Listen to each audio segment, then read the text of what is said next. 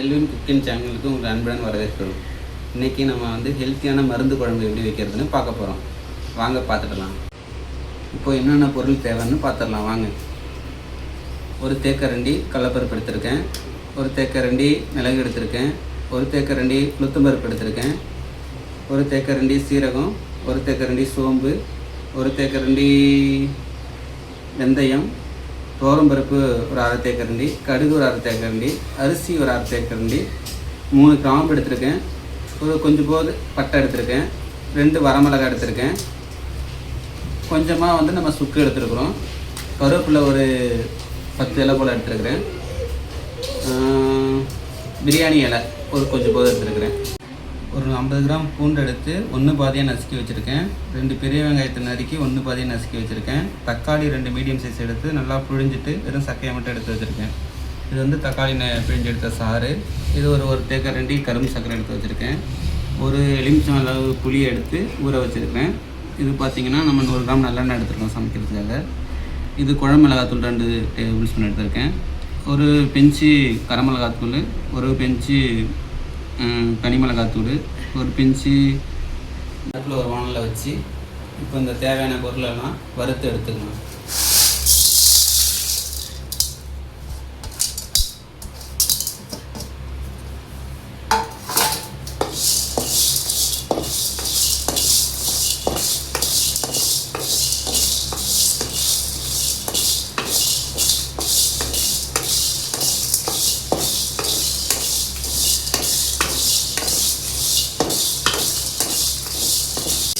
இப்போ நல்லா வறுபட்டுருச்சு.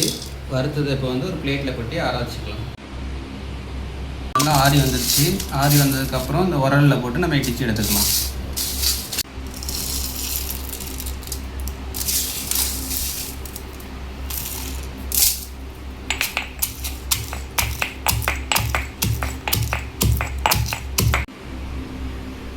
இப்போது வறுத்து ஆற வச்சதை வந்து 1 பாதியாக இடித்து எடுத்துன்னு வச்சு இப்போ அடுப்பில் ஒரு வானலில் வச்சுக்கலாம்.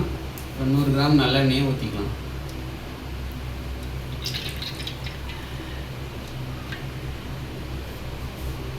எண்ணெய் காஞ்சிடுச்சு.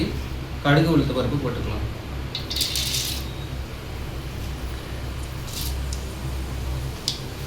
கடுகு பொரிஞ்சிடுச்சு. இப்போ வந்து 1 பாதியாக நசுக்கி வச்ச வெங்காயம், பூண்டு, தக்காளி 3ஐயும் சேர்த்துக்கலாம்.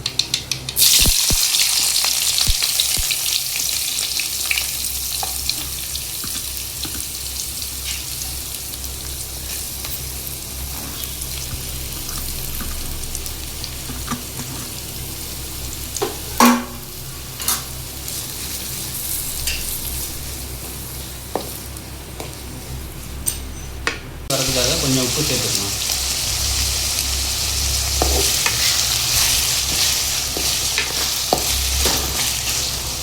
பொருள் சேர்த்துக்கலாம்.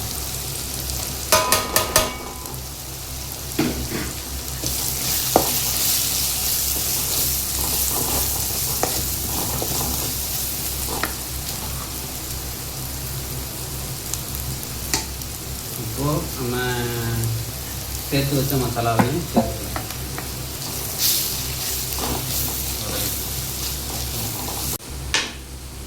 இப்போ புளிக்கரைசலை சேர்த்துக்கலாம்.